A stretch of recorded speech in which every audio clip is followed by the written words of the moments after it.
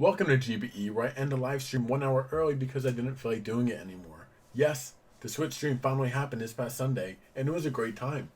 I enjoyed streaming and will be doing it a lot more now that I have announced the newest show, which is called Unclog the Backlog. It is where I will play through my back catalog of games I have purchased at some point in my life. I will tweet out early in the week the times I will be streaming, as it would be different each week.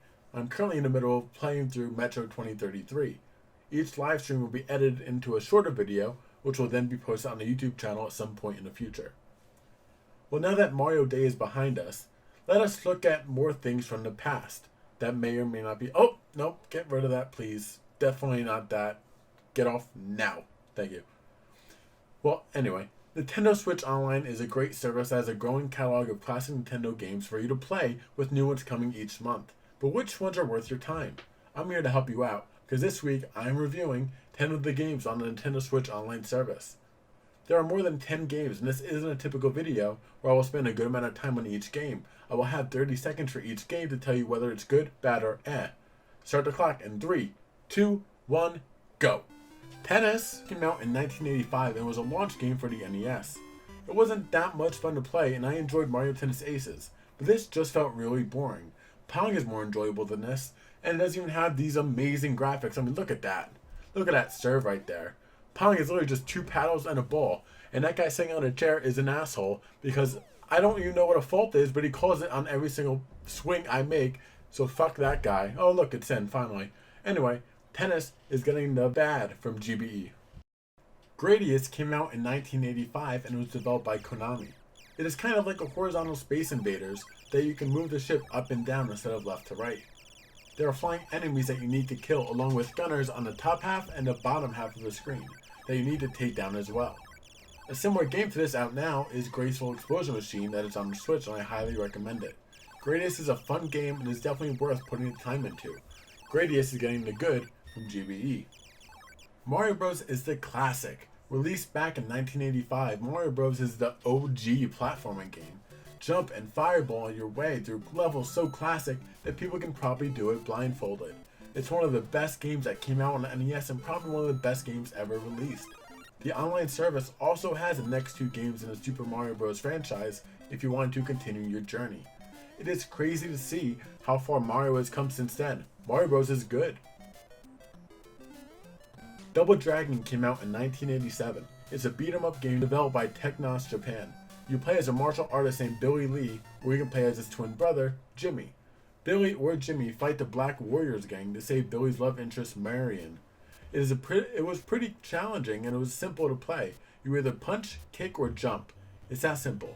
Your health bar is shown on the bottom, so you know when you're going to die, which is always helpful. Double Dragon is getting a good from GBE. Ghosts and Goblins came out in 1985, developed by Capcom. It has a story. You play as Arthur and you use different items to kill zombies in order to rescue the kidnapped princess. You start off with armor and you can build your armor back up after you lose it. You are also able to pick up new weapons and bonuses to help you not die. Dying can happen often since it will only take you 2 hits to kill you. It's a simple side scroller that you would want to keep playing once you die. It is getting the good from GBE. Super Dodgeball came out in 1989 and was developed by Technos Japan. It has different game modes like World Cup Play, which is single player, Versus Play, where your friend can pick up the second controller and either be on your team or against you, and then there's Beanball, which is Dodgeball Battle Royale. It looks a little messy when you play it, and the computer players will just chase the ball in a line. The controls are very simple. Super Dodgeball is eh. Mighty Bomb Jack came out in 1987 and was developed by Techno. You have to make your way through 16 levels to defeat a demon. It is super easy to control Jack. He can jump, glide, and when you collect coins, he can change colors and open up that colored treasure chest that you find throughout the levels. I didn't find it that much fun to play. If you get hit once, you die and you can't jump on an enemy to kill him. It's getting it bad. Wario Woods came out in 1994 and was developed by Nintendo. It is a Tetris-style puzzle game. You have to match the color of the bombs to the monsters of the ground. Each round adds a new level of difficulty to it, whether it's more than one colored monster, or there are several monsters you need to clear. You control Toad on the bottom, who moves the monsters and bombs around so that you are able to clear each level. If you aren't able to clear it, Toad will get trapped and cause the game over. Wario Woods is good.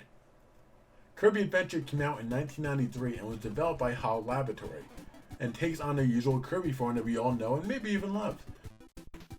It is a 2D side-scroller and you need to stop the evil entity Nightmare. To do that, you have to get the Star Rod back from King Dedede, and that's the only way to stop Nightmare. There are 41 levels spread across 7 worlds, there's a lot of gameplay for you to play, and Kirby games are always fun. Kirby Adventure is good and definitely worth your time. The last one is baseball, and I don't need 30 seconds to tell you how terrible this game is. Games like this give baseball a bad name. It is the most boring game on the NES service, and it was okay to play. The controls are simple, but it just wasn't that fun to play. This game was bad. Did you agree with my reviews? Are you a member of the Nintendo Online service? If you are, what games do you enjoy playing on it? Let us know in the comments. Also, thank you for watching. If you want, hit that subscribe button, leave a comment, and share that video. And then you can follow GBE on Instagram and Twitter for Today in Gaming History and so much more. I'll see you next week.